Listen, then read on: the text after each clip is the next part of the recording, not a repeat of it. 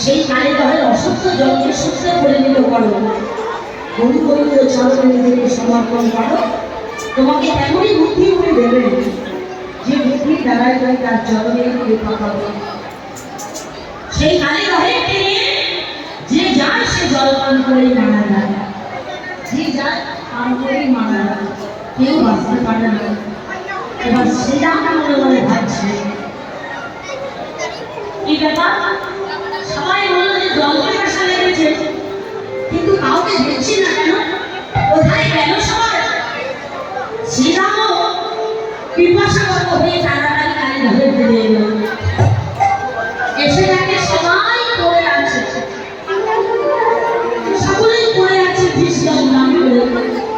শ্রীরাম বলছে দাঁড়াও দাঁড়াও, তোমরা কেন পড়ে আছো?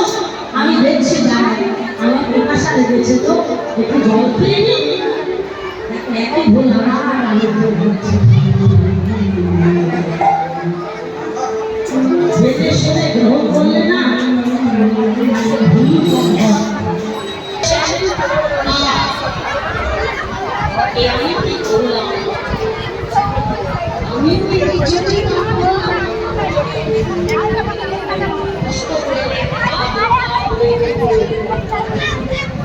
উপরে উঠে আমি বলেছিলাম